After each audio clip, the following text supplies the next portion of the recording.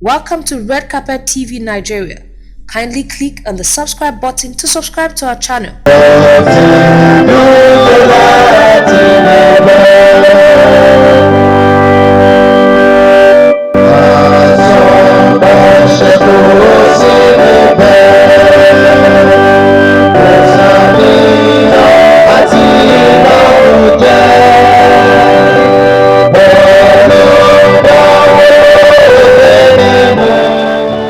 The solemn aim of the choristers of the St. Andrew's Anglican Church, Itaji Ekiti, got everyone ensnared in a sober mood as the enduring aura spoke volumes about the happenstance on Thursday, February 20, 2020.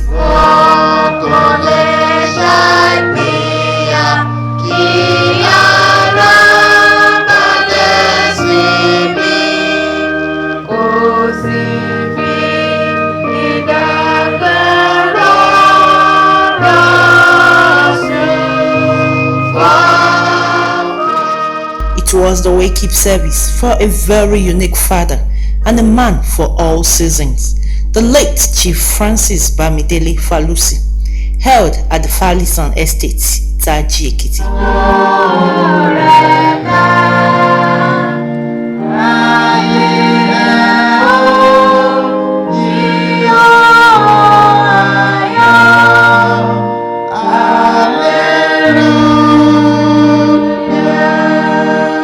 The late Falusi in his lifetime was a spring of life, a fountain of profound virtues, a cracker of hard nuts, a worthy family man, an advocate for a better society, and a celebrated community leader.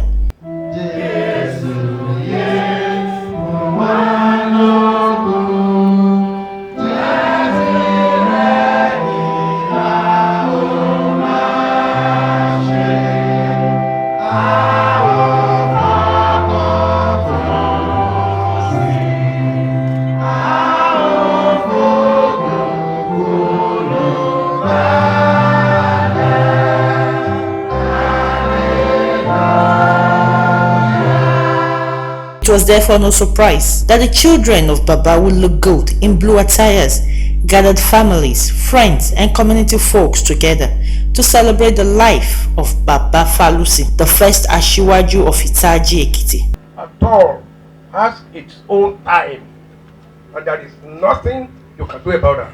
Ó bẹ̀rẹ̀ pẹ̀lú ìgbà bíbí ni, Ọlọ́run ló meye ọmọ tí wọ́n ti bí ní Nàìjíríà lónìí, Ọlọ́run ló sì meye ọmọ tá ti kú, ènìyàn tá ti kú ní Nàìjíríà. Ṣùgbọ́n oníwàásù ó jẹ́ ká mọ̀ wípé we are all here for a very very short time, very short time. Ẹrùn ṣe tí mo kúrò lẹ́nu iṣẹ́ yìí, mo túbọ̀ wá rí Ọlọ́run kedere sí i wípé tọ́lọ́run bá ti jẹ́ kó o sùn, tọ́lọ́run jẹ́ kó o jí, oore ọ̀fẹ́ ńláńlá ni ìgbà ní ìgbà. Kò dẹ̀ sí ohun tí ẹnikẹ́ni lè ṣe kó fi kún àsìkò tó Ọlọ́run bá là sílẹ̀ fún. You cannot add to it, you cannot subtract from it, because God is God. Ẹ gbọ́ pé oníwèé yẹn ti sọ, Ọlọ́run ti ṣe ohun gbogbo tí ó wù ú. Psalm 150. Ó ní kò sẹ́nikẹ́ni tó sì lè béèrè nǹkan kan lọ́wọ́ ẹ̀. God knows where you will end it. God knows how you will end it. God knows who will be around you when you will end it. God knows whether you will be alone when you will end it. God knows whether you will end it in jeopardy or whether you will end it well or whatever. Following the Bible readings, testimony about the emulative life of the deceased follows suit. I want to say Babawa in a nutshell was a very controversial person. Controversial in the sense that it depends on the angle you are. If you'll be able to pass your own comment, you'll be able to make your own remarks. But the bottom line, Koko Benipe, he was a very kind-hearted person.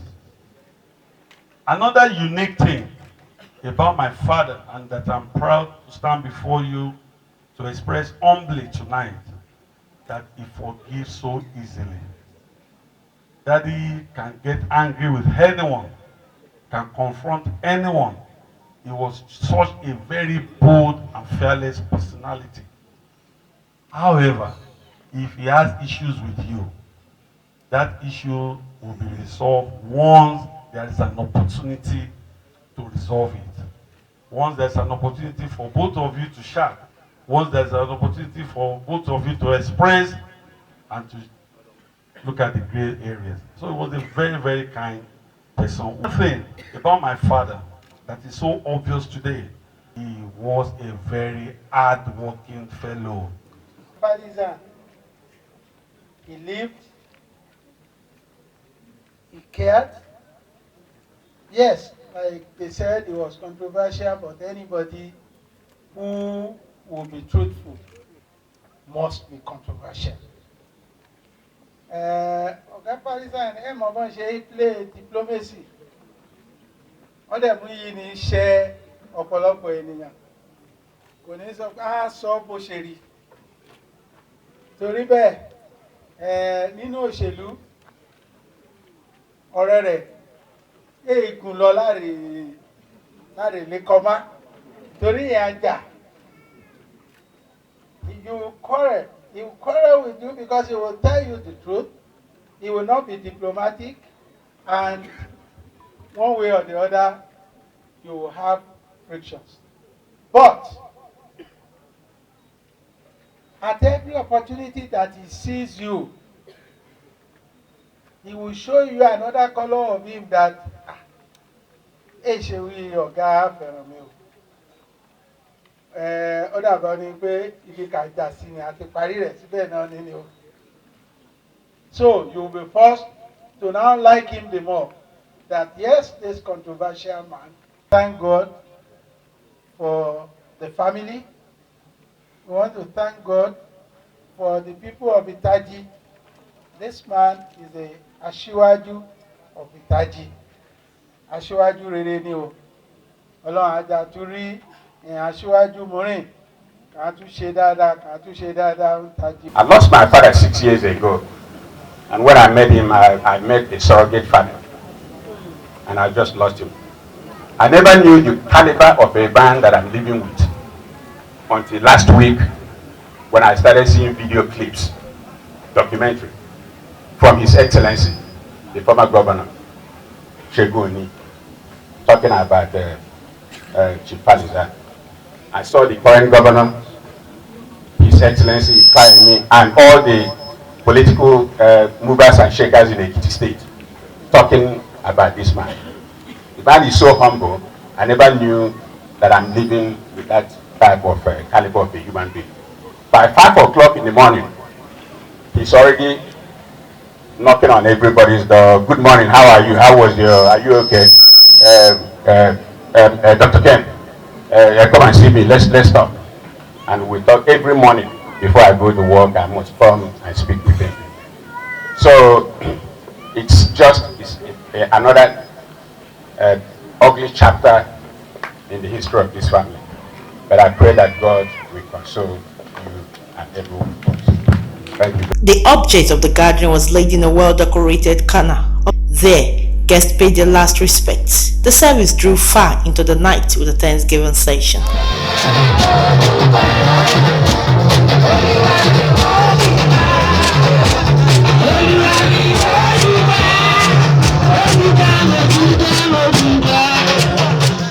The next day, guests got the opportunity to grasp the scenic sight of the rustic community of Itaji Ekiti, as everywhere around the town had the notification of Baba's departure, especially with the erection of giant billboards at major points of the town. The rural community soon witnessed a flock of guests who trooped in from the city into its enclave.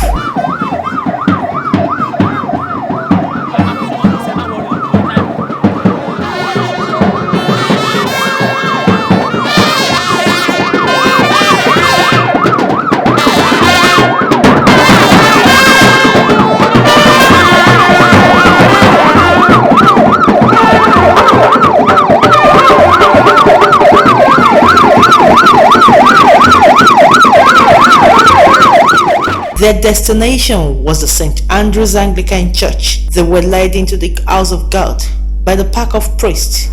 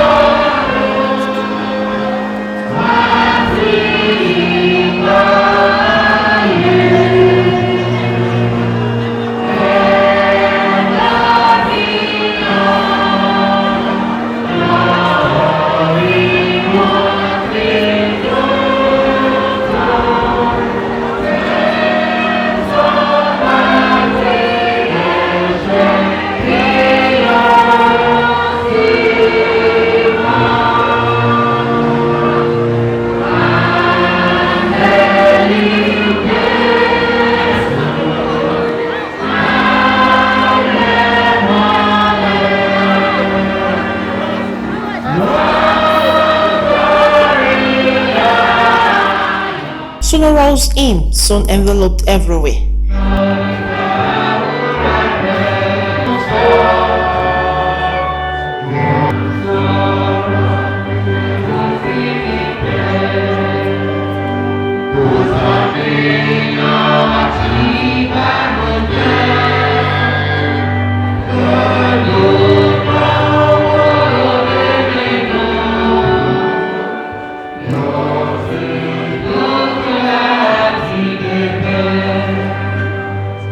Baba's children who all look good in blue ashoke sat at the front pew. Citing example from the selfless life of the deceased, the sermon was one which gave inspirations to the congregants.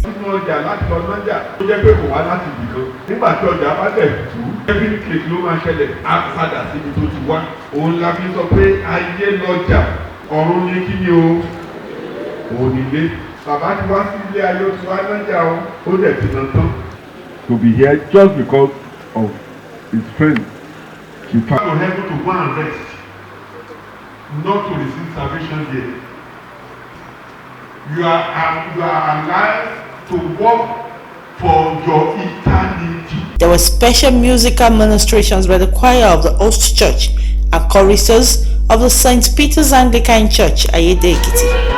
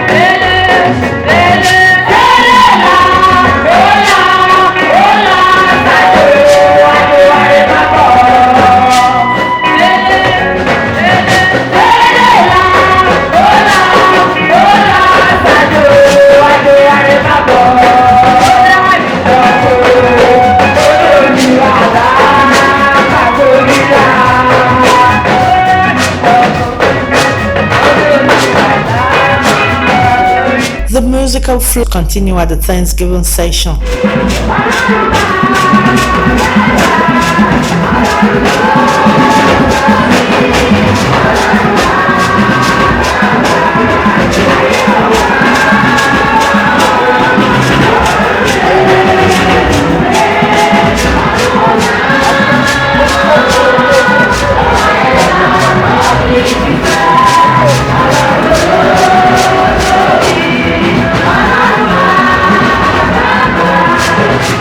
That was the climax of the service as the recessional hymn brought everything to a halt.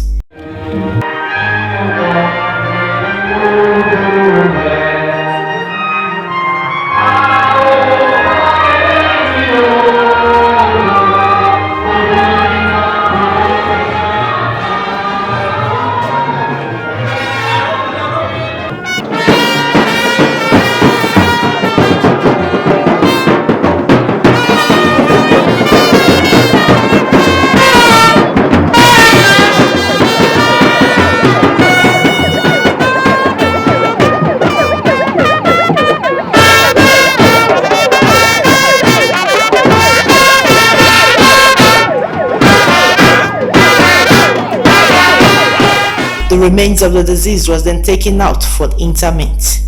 Along the way, the locals of the community could not help but marvel as they witnessed an uncommon fanfare from the entertaining displays of the bike riders to the pallbearers. At the interment in his residence, the officers and men of the Nigerian army took charge and they did the military parade for the deceased.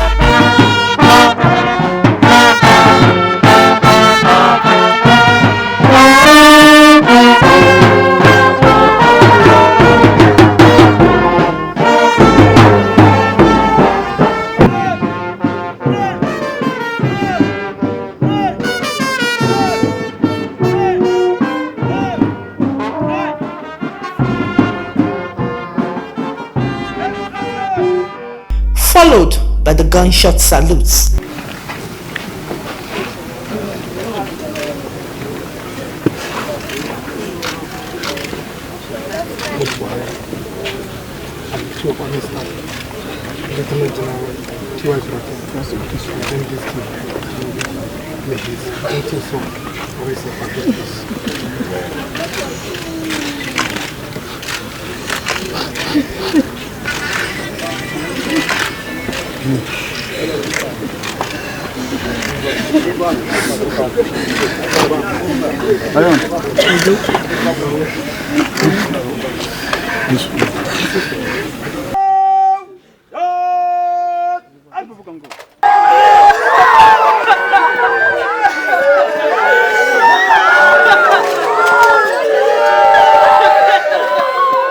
That was the very end for Chief Francis Bamidele Falusi, a colorful and flamboyant politician and a socialite par excellence, who passed on to glory in the early hours of October 31, 2019.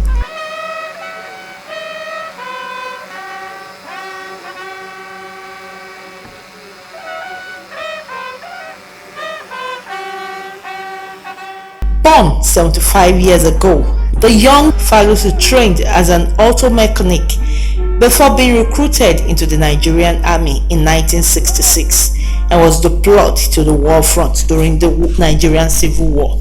After the war, he was redeployed to the Nigerian Army base in Mokola, Ibadan, and subsequently got promoted to the rank of a senior lieutenant. Through courses and training participation, he acquired some other military certificates and thus served in different capacities in so many military formations across the country. Upon his voluntary retirement from active military service, he delved into the world of politics in 1979. His political sojourn was quite eventful as he held various political positions in his journey, which traversed various political parties.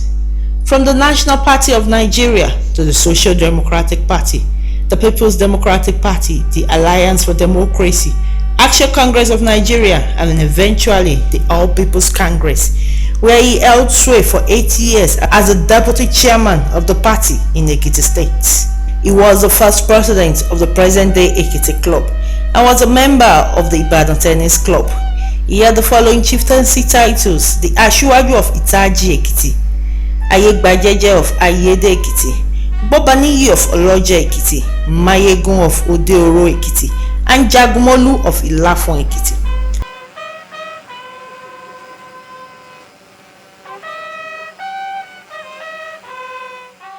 To celebrate the departed Colossus, guests then gathered for a very lavish reception.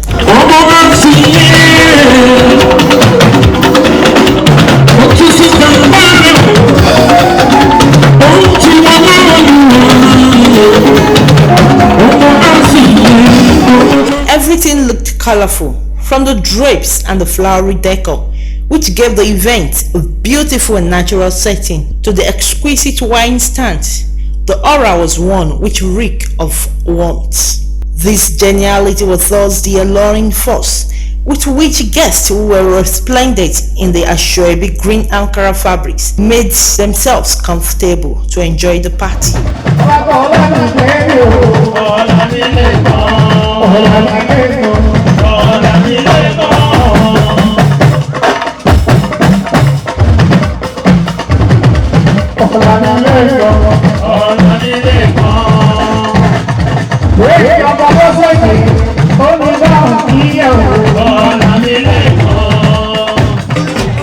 The enjoyment expectedly came in successive flow. The delicious delicacies, the fine wines, and all the pleasurable accompaniment were just so gratifying.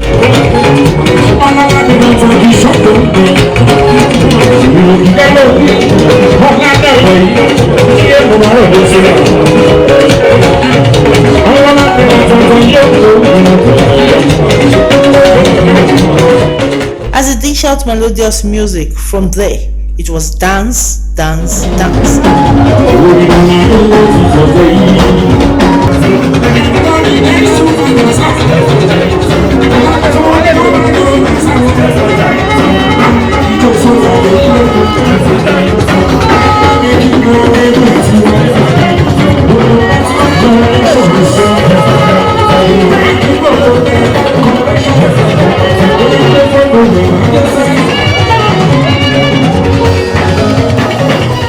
The children of Baba and their guests took time to wriggle to the good music of the band.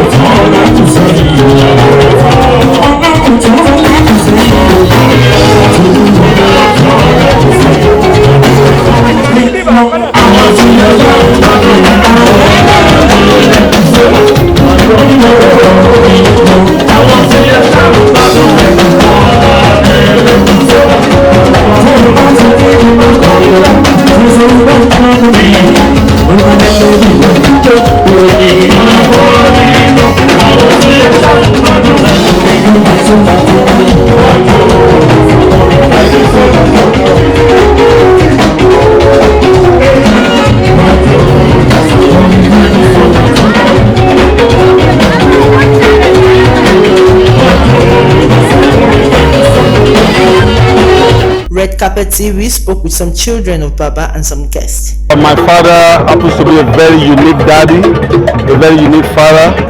He was a very caring one. He was very loving. He taught us with children a whole lot. He was a man of virtue. He was a man that taught us to be hardworking, to learn quickly from our predicament, from our successes, and above all, that we must be consistent in whatever we are doing. He was very diligent when he was one key attribute, unique attribute about him, that he was a very, very straightforward person. He was candid to the fault. He was very, very sincere. Whatever he's committed to, he will be sincere all the way, all through. I miss that fatherly love. Like I said, that was very unique. It was a painful thing, painful experience, that a father that was that loving will not be there for me anymore. I will miss the wife I said I draw from him. Loving and caring, very generous. What is everything about him? Advice, caring, loving, advice, and other things. He's called every morning. Every morning. He's the first person in the morning to call, last person in the night. From my life, ọmọ ọ̀nà ṣàtọ̀fà ní ọmọ eléyìí kúrò àdéhùn rẹ̀ ọmọ ìṣàpèjẹ́ ti ṣe bí tonílé yìí ọ̀nà obìnrin kò lọ́nà kọ́ máa gbórí rẹ̀ pẹ́pẹ́pẹ́ kẹ́ìṣọ̀kọ ni alùkẹ́ ìjáde ọ̀ni ọmọ olúwọ̀rùn fún mi lọ́mọ tí yóò ṣẹ̀yìn èmi ọmọ láyé gbé ayé lọ́wọ́ ọmọ ayé lọ́wọ́. Everything about Baba. Like I miss Baba himself, but I miss everything about him. He's caring, he's loving, he's jovial. I don't know, he's just Baba. But he has never been a father in love with me. He's a father, and I will miss him very dearly. That's why we live like a father in love with my mother. He always for. He always is there for me. One thing I miss for him is just that I like him. He's frank, he's blunt. He did not care. Just to tell you the truth always. Kábíyèsí ọba ìsẹ́yìn àwọn gómìnà ìṣàkóso kábíyèsí ọba káàdà kẹrin kábíyèsí ọba orílẹ̀-èdè kẹ́mìkì ẹ̀sìn òdòdó ọba ìsẹ̀kẹ́ ọ̀tá ìwà ọkọ̀ tó ń bọ̀ lẹ́ẹ̀kọ́ kan ó ti yà ọkọ̀ tó ń bọ̀ lẹ́ẹ̀kọ́ kan ó ti yà. Èkìtì Yorùbá television àti gbogbo àwọn ọmọ òbí ọ̀ ọmọ ọ̀la gbogbo wa tóní sólà ọmọ ọ̀la gbogbo wa orí yóò kọ̀ bẹ́ẹ̀ orí yóò kọ̀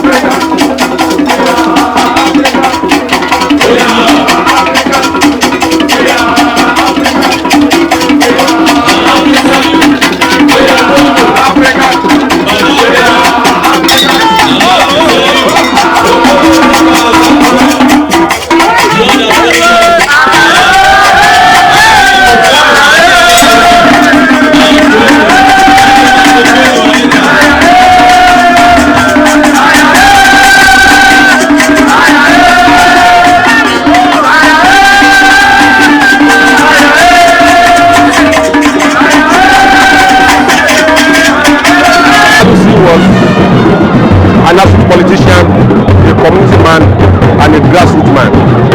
He was courageous and extremely flamboyant. He has an aura that attracts people to himself in his lifetime. He lived for his people in Itaji, he lived for his political family, and is an extremely loyal personality. Whatever he believes in, he pursues it with all his energies. Extremely loyal, and this is the virtue that is lacking among politicians. The which fallacy, you can see him as a very loyal politician, extremely loyal to any party he believes in. What there are many things to be emulated in the life of this fallacy. First, is his level of discipline. The man is a good disciplinarian. And another thing to be emulated in his character is that of being forthright. Papa Palis is a very forthright person who does not know how to pretend about issues. Whatever you do for him, if you offend him, Papa Palis does not know how to hide it. He will instantly come to you and tell you categorically his mind. But above all, he is a forgiving man. Everything about that man should be emulated by his children. With forthrightness, boldness, and this was the sense of blessing. The man is a very neat person. Always on point. A foremost community leader. From the Red Carpet TV crew, we felicitate with the children of the deceased for giving their patriarch, the late Chief Francis Bamidele Falusi, a worthy farewell.